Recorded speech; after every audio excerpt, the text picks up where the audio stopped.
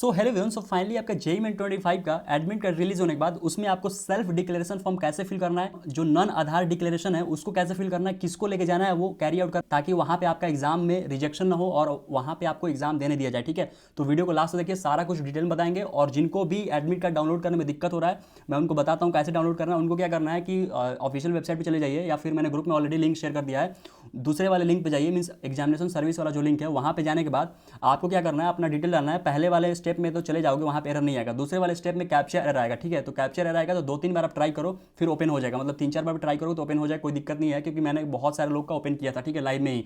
तो जरूर सब्सक्राइब कर लीजिए, सारे अपडेट आपको सबसे पहले मैं शेयर करता हूँ, अभी से लेकर लास्ट तक, काउंसलिंग तक, जब तक आपको एक अच्छा कॉलेज नहीं मिल जाता आपके रैंक तक, आपके रैंक बेसिस पे, तो डेफिनेटली आपको काफी हेल्प होने वाला है। उसके लिए मैंने ग्रुप भी बनाया हुआ है, जिसका लिंक मैंने डिस्क्रिप्शन दे दिया हूँ, तो जाकर आप ज्वाइन जरूर कर लीजिएगा। ठीक है, काफी हेल्प मिलेगा। कोई डाउट हो तो मुझे डायरेक्टली मैसेज करके आप पूछ सकते हो। ठीक है, तो स्टार्ट करते हैं। आपको जब एडमिट कार्ड डाउनलोड कर लोगे तो आपको कुछ ऐसा पीडीएफ मिलेगा। तो पहला पेज तो आपको लेके जाना ही है, और यहाँ पे सेल्फ डिक्लेरेशन वाला पेज है, इसको भी लेके जाना है। और जिनके आधार कार्ड वेरीफाइड नहीं, या फिर कौन कौन ऐसे कैंडिडेट है जिनको नॉन आधार जो डिक्लेरेशन फॉर्म है उसको भी लेके जाना है। ठीक है, तो सारा कुछ डिटेल में बताएंगे, लास्ट तक देखते रहिए। ठीक है, तो यहाँ पर क्या है कि पहली चीज़ की देखो, यहाँ पर ये वाला चीज़ जो है, यहाँ पर आपको अपना फोटो चिपकाना है। ठीक है, अगर आपने जो फोटो अपने एप्लीकेशन फॉर्म में जो यूज़ किया होगा, ठीक है, वही फोटो यहाँ पे यूज़ करना है। दूसरा फोटो मत यूज़ कीजिएगा। अगर आप मान लेते हैं कि अगर फोटो नहीं है या फिर कोई और फोटो है, वो फोटो है ही नहीं, तो मैं बोलूँगा कि उसी गेटअप में फोटो दोबारा खिंचवा लीजिए। ठीक है, पासपोर्ट साइज, और यहाँ पे यूज़ कर लीजिएगा। ठीक है, दूसरा चीज़ कि यहाँ इसको फोटो जो है उसको पहले ही यहाँ पे अफिक्स कर देना है, मतलब कि सेंटर जाने से पहले ही, समझ में।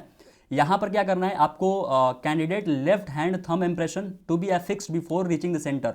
तो यहाँ पर अपना जो लेफ्ट हैंड है ना, उसका थंब यहाँ पे लगाना है। ठीक है, थंब इंप्रेशन।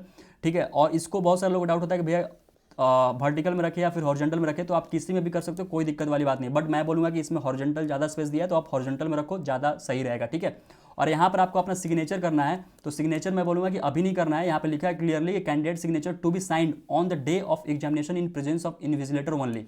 तो अभी इसको नहीं करना है। जब वहाँ पे आप जाओगे, जिस दिन आपका एग्जाम होगा उस दिन आपको वहाँ पे इनविजिलेटर के प्रेजेंस में सिग्नेचर करना है, समझ में।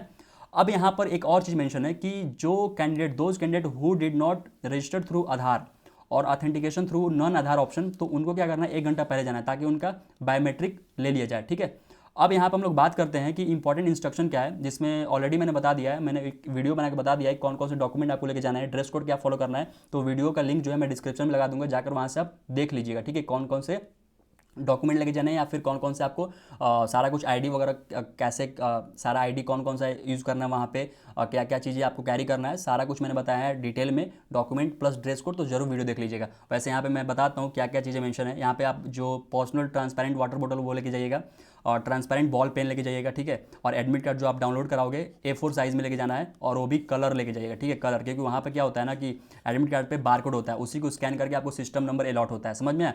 तो ये चीज़ ध्यान रखिएगा। और आपको एक पासपोर्ट साइज़ फोटो लेके जाना है, एक पासपोर्ट साइज फोटो, क्योंकि वहाँ पे अटेंडेंस होता है, तो अटेंडेंस सीट पे चिपकाने के लिए, समझ में। अब हम लोग बात करते हैं कि ये declaration from non Aadhaar candidate किसको फिल करना है, ये काफ़ी ज़्यादा इंपॉर्टेंट है। ठीक है, तो देखो, पहला केस मैं बहुत ही अच्छे से बताता हूँ, ध्यान सुनिएगा। पहला केस क्या है कि अगर मान लेते हैं कि आपने मार्कशीट के अकॉर्डिंग नेम फिल किया, ठीक है, मतलब सारा डिटेल, और अब जब वेरिफिकेशन कराने गए तो वहाँ पे आपने आधार से वेरिफिकेशन कराया, ठीक है, और आधार जो है डिटेल और मार्कशीट दोनों मैच कर रहा है, तो इस केस में आपको नहीं फिल करना है। ठीक है, इस केस में आपको नहीं लेके जाना है। लेकिन वो सारे कैंडिडेट इसके अलावा जो भी है सबको फिल करना है। मैं बताता हूँ, जैसे मान लेते हैं आपने मार्कशीट के अकॉर्डिंग फिल किया है, बट आधार के अकॉर्डिंग डिटेल दिया है, लेकिन ये दोनों मैच नहीं कर रहा है, तो इस केस में आप नॉन आधार जो कैंडिडेट है उनको फिल करके लेके जाइए। ठीक है, दूसरा केस, जैसे मान लेते हैं मार्कशीट के अकॉर्डिंग आपने फिल किया है, लेकिन आपने जो वेरिफिकेशन जो कराया है वो आधार कार्ड के अलावा जो कोई और डॉक्यूमेंट, जैसे मान लेते हैं आपने पैन यूज़ किया है, ठीक है, या फिर आपने डिजी लॉकर यूज़ कर लिया है, या फिर आपने, मैं मान लेता हूँ जैसे DL यूज़ किया होगा, ड्राइविंग लाइसेंस यूज़ किया होगा, या फिर आपने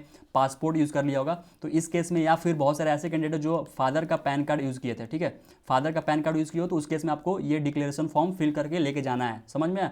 और तीसरा केस मैं ये भी मान लेता हूँ, जैसे कि बहुत सारे ऐसे कैंडिडेट हैं जो आधार से ही डायरेक्ट फॉर्म फिल किए और वेरिफिकेशन भी जो है आधार से करा लिए हैं, तो इस केस में इनको नहीं फिल करना है। ठीक है, इनको जरूरत ही नहीं, क्योंकि सारा कुछ तो मैच कर ही रहा है।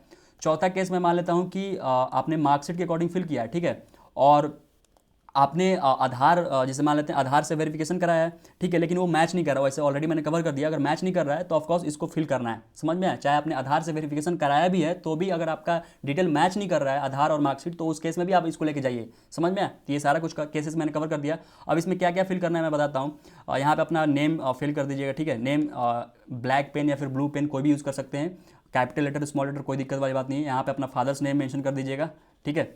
और यहाँ पे आपका मदर्स नेम होगा, ओके। और यहाँ पे बहुत सारे लोगों को डाउट रहता है कि इसमें क्या करना है, तो मैं बताता हूँ। देखो, इसमें से अगर मान लेते हैं कि आपने जो इमेज अपलोड किया था फॉर्म में, अगर मान लेते हैं वो ब्लैंक इमेज है तो ये टिक कर दीजिए। दूसरा मान लेते हैं क्वालिटी पुअर है तो ये टिक कर दीजिए। अगर मान लेते हैं कि आपने फोटो जो अपना ना अपलोड कर किसी और का अपलोड कर दिया है तो इनकरेक्ट इमेज वाला में क्लिक कर दीजिए। तीनों में से कोई भी केस नहीं है तो ये चौथा वाला ऑप्शन अदर में क्लिक कर दीजिए, मतलब टिक कर दीजिए, ठीक है।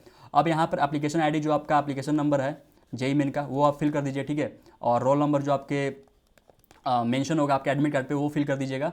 और यहाँ पे अपना कैंडिडेट नेम जो भी आपका कैंडिडेट नेम होगा यहाँ पे आप डाल दीजिएगा। और गवर्नमेंट आईडी प्रूफ में टाइप में जैसे मान लेते हैं अगर आपने आधार कार्ड यूज़ कर रहे हो, ठीक है, तो आधार डाल दीजिए, या फिर पैन यूज़ कर रहे हो तो पैन लिख दीजिए, या फिर अगर आप यूज़ कर रहे हो मान लेते हैं डीएल ड्राइविंग लाइसेंस यूज़ कर रहे हो तो वो डाल दो, या फिर अगर आप पासपोर्ट यूज़ कर रहे हो तो वो डाल दो, या फिर अगर 12th का एडमिट कार्ड यूज़ कर रहे हो तो वो डाल दो, ठीक है। और यहाँ पे आईडी प्रूफ में आप आईडी नंबर डाल सकते हो, समझ में।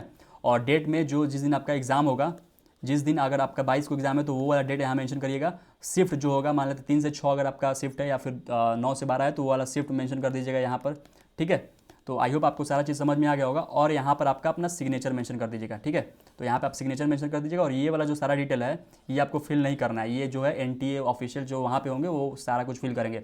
तो आई होप सारा कुछ समझ में आ गया होगा कैसे डिक्लेरेशन फॉर्म फिल करना है आधार कैंडिडेट वालों को, मतलब जो आधार कैंडिडेट जिन्होंने वेरीफाई नहीं कराया अपडेट को, आपको सेल्फ डिक्लेरेशन कैसे फिल करना है, सारा कुछ एडमिट कार्ड से रिलेटेड सब कुछ नहीं हो। कोई डाउट हो तो कमेंट करिए या फिर ग्रुप ज्वाइन करके मुझे मैसेज करिए, मैं वहाँ रिप्लाई जरूर दूंगा। Okay, so thank you so much.